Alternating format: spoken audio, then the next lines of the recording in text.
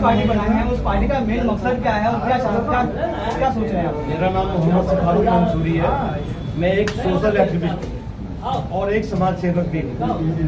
ये पहली बात तो ये है कि ये राजनीतिक पार्टी नहीं है, ये मुस्लिम संगठन का एक ऑर्गेनाइज तंजीम बनाई गई है।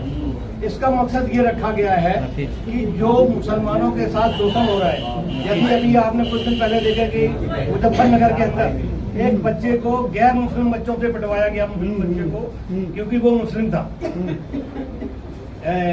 उसके हरियाणा के अंदर जुनैद कांड हुआ था, आपने साथ पता हो अखबार के पिछले साल के अंदर, और उनके जो आरोपी थे वो जेल जाने के बाद जब मुसलमानों ने हंगामा किया, शोर मचाया, तो उनको जेल भेजा गया, लेकिन उनकी जमानत हो गई। आज भी एनआरसी के ऊपर एक सर्जिल इमाम तिहाड़ जेल के अंदर बंद है, 2 साल से ज्यादा हो चुका है।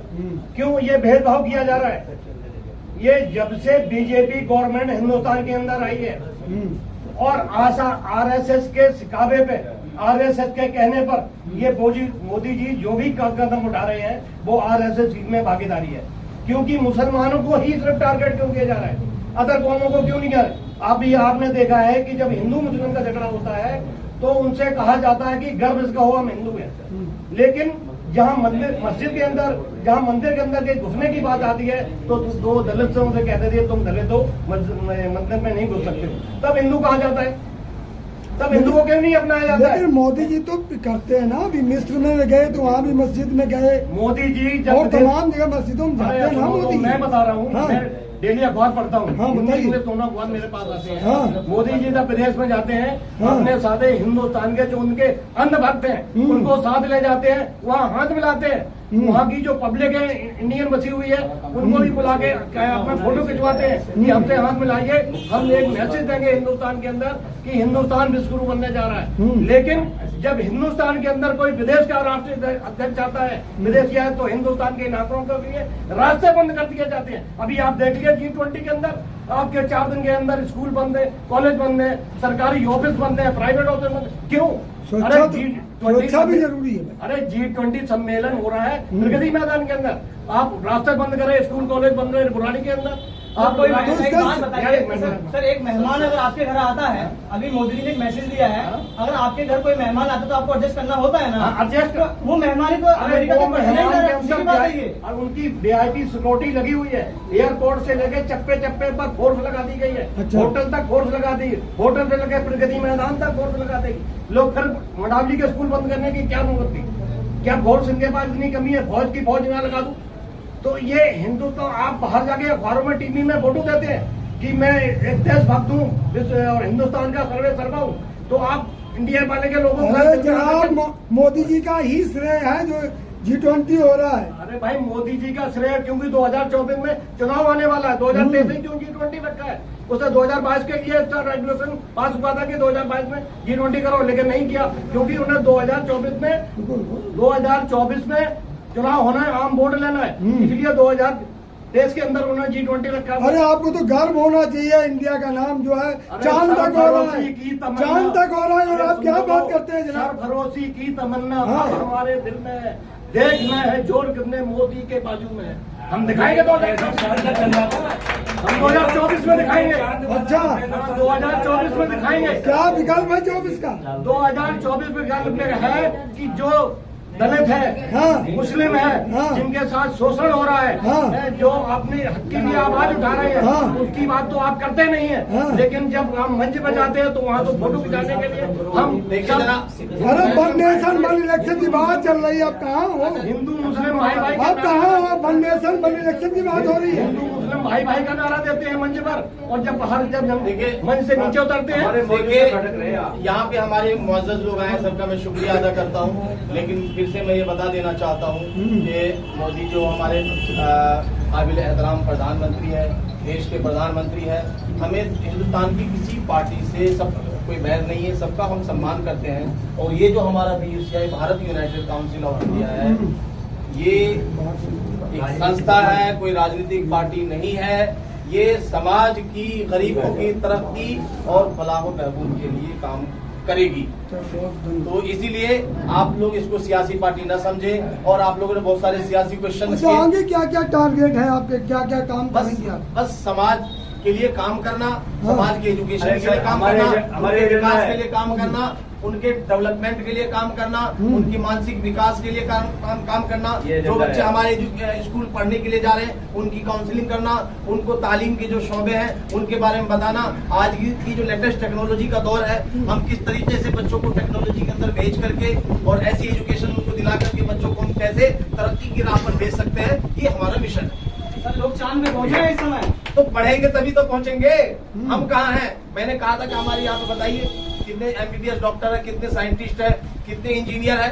तो जब इस तरह के लोग पैदा करेंगे, बच्चों के एजुकेशन में आगे भेजेंगे, तभी तो चांद पे पहुंचेगा, उसमें हमारी भागीदारी होगी। चांद के मिशन में 2 मुस्लिम भी है, लेकिन हम चाहते हैं 3 मुस्लिम है उस मिशन में, वो भी शामिल है। मुसलमान इस देश की आजादी से लेकर आज तक हर चीज में शामिल है, और हम चाहते हैं कि 50% नहीं 80% शामिल मुस्लिम समाज हो, कि हर चीज में शामिल हो, देश की तरक्की में हो, देश के विकास में हो, एजुकेशन में हो, स्वास्थ्य में हो और विकास में शामिल है। बहुत बहुत धन्यवाद। कॉमरेड MS आप भी लगा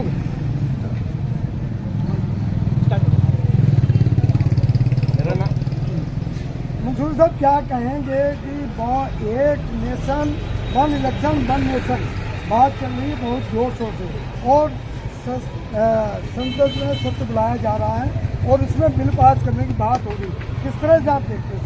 देखिए, ये मोदी जी का भारत है, क्योंकि पूर्ण बहुमत की सरकार है, जो चाहे बिल वो पास कर सकते हैं।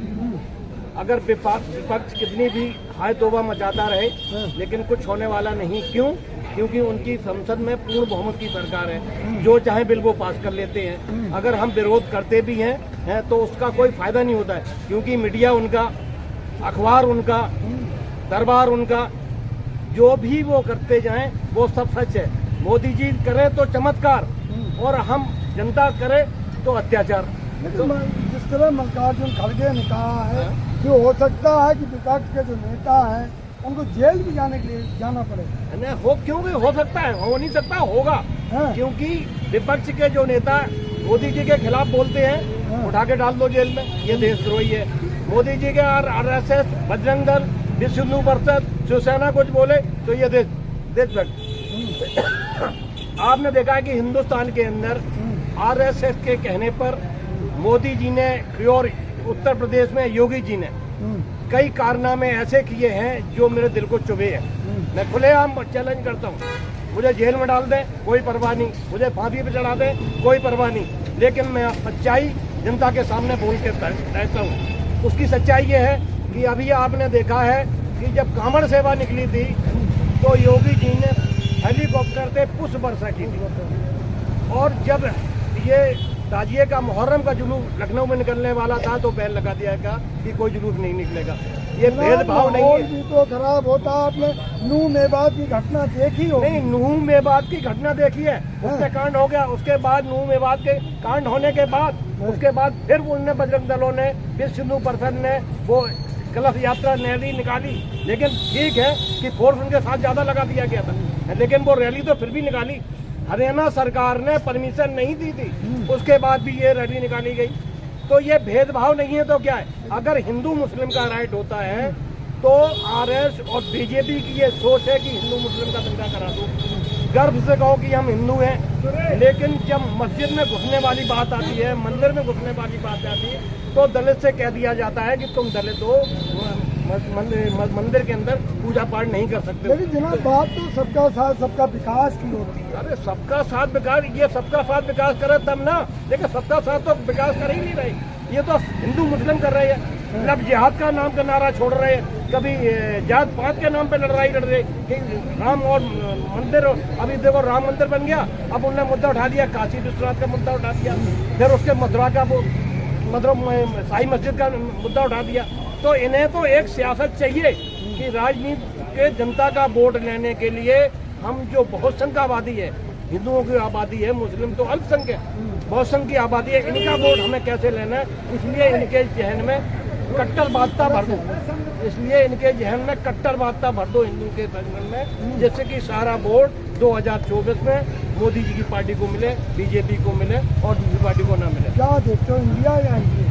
देखो, इंडिया ने एक संगठन बनाया, अच्छी से पहल की है, लेकिन कामयाबी जब ही है कि जब जनता इंडिया के साथ चल रही है।